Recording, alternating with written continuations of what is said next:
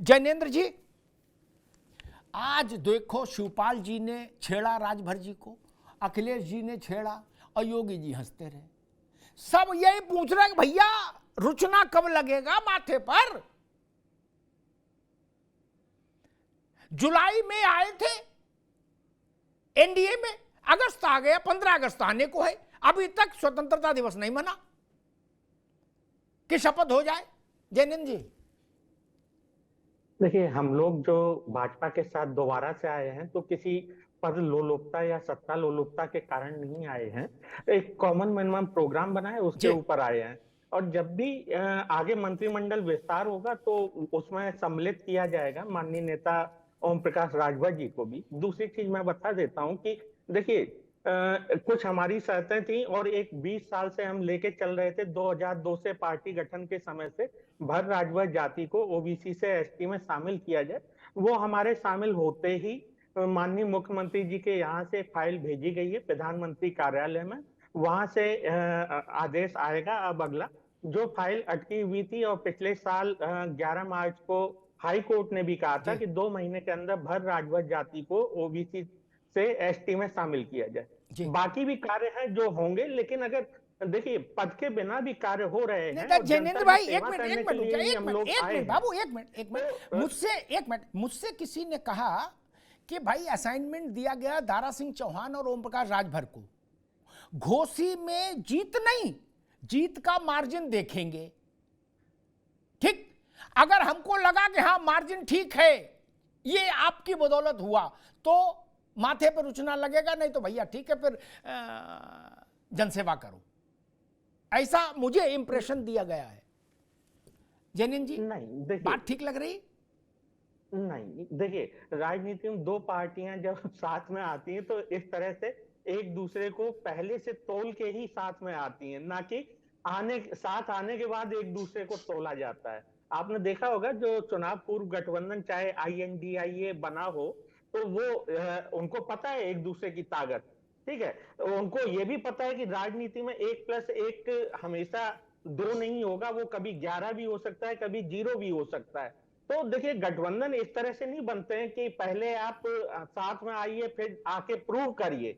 नहीं, अगर लड़ाई इस बात की है, वो कह रहे हैं पहले कुछ दिखाओ, तो आप कह रहे नहीं दिखाने के लिए पहले रुचना करो फिर दिखाएंगे, इसकी लड़ाई है? नहीं, इसकी कोई नहीं, इसकी कोई लड़ाई नहीं है। दिखाने को हमारे पास हमने 2017 और 2022 में दिखा दिया। ठीक है जैनेन्द्र बाबू, ठीक है, मैं एक पूर्वांचल की लगभग सभी सीटें भैया भाजपा के साथ गई।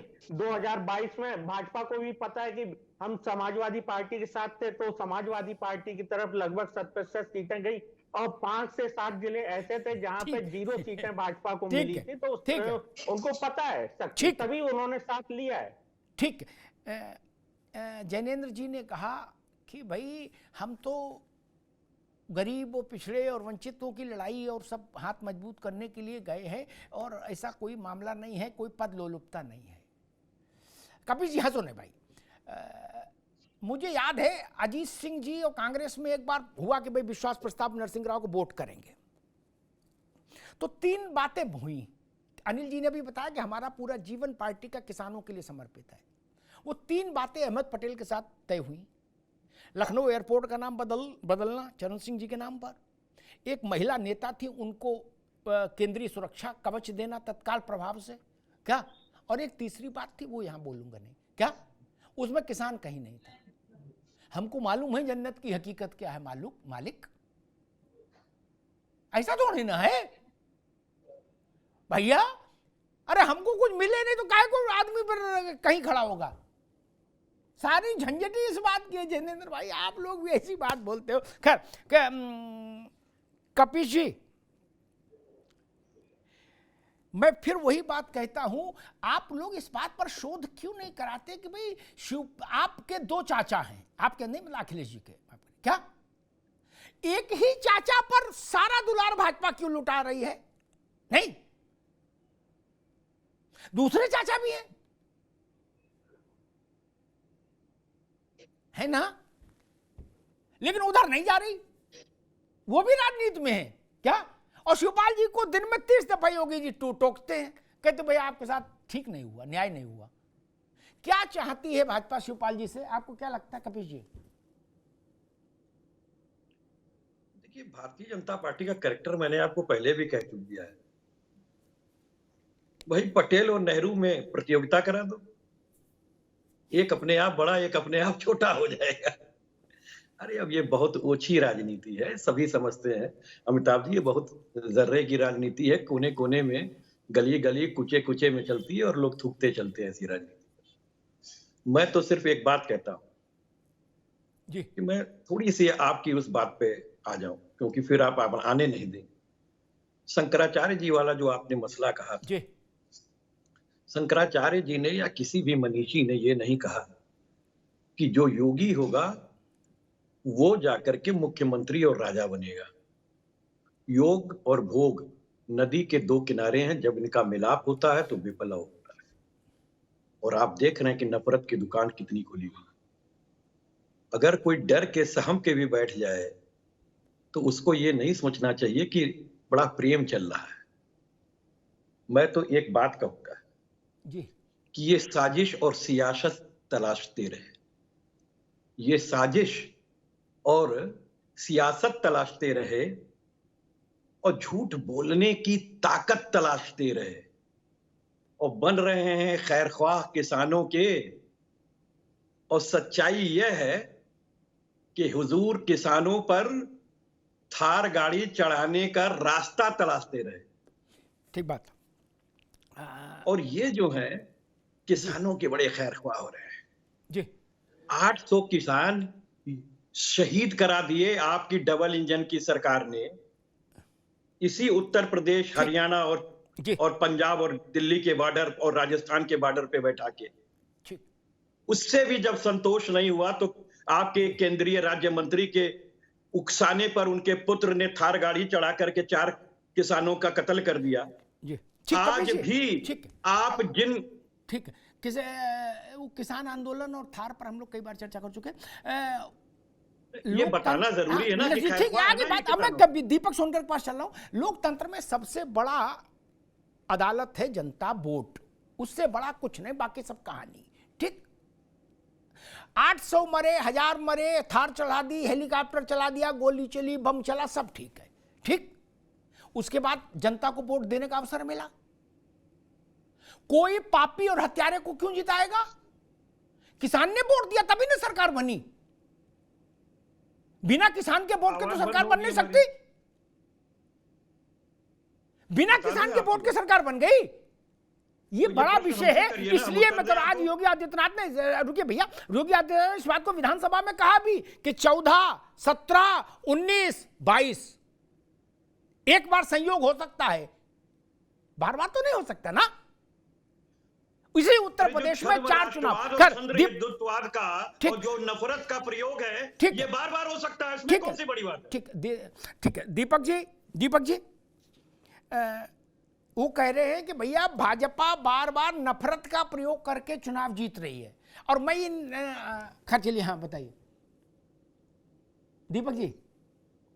आपके विरोधी आरोप लगा रहे हैं कि आप नफरत का वो करके, हालांकि मैं इस तरह के आरोप से कभी इसलिए सहमत नहीं होता क्योंकि दूसरी पार्टी भी प्रचार करती है अपना। ऐसा तो नहीं उसके नेता मौन व्रत रहते हैं, चातुर्मास में प्रवास करते हैं, चुनाव में वो बोलते हैं ना कि ये नफरत फैला रहे हैं। नहीं भाई, ऐसा तो है नहीं कि भाई एक आदमी फैला रहा, तो कोई बोला नहीं इसलिए वो जीत गया। आपके नेता भी हेलीकॉप्टर लेकर घूमे, मंत्री जी भी चतुर्मास घूमे ना, वही मसला है। दीपक सोनकर, देखिए अमिताभ जी, उत्तर प्रदेश की जनता ने हर किसी को, समाजवादी पार्टी हो उसको भी आशीर्वाद दिया, कांग्रेस की पार्टी को उसको भी आशीर्वाद दिया और बसपा को भी आशीर्वाद दिया। 4-4 बार मुख्यमंत्री उत्तर प्रदेश के अंदर समाजवादी पार्टी को बनने का अवसर दिया और जनता ने उनको भरपूर आशीर्वाद दिया। मगर जनता ने उसी परफॉर्मेंस के आधार पर लगातार उस निर्णय को कर रहे हैं। ठीक बात है, 2014 का निर्णय हुआ, 2017 का निर्णय हुआ, 2019 का निर्णय हुआ, 2022 का निर्णय हुआ। वो निर्णय कैसे हुआ? तराजू पर तोल करके। किसने अपनी सरकार के कार्यकाल पर किसने उन गरीबों की जमीनों को छीनने का काम किया?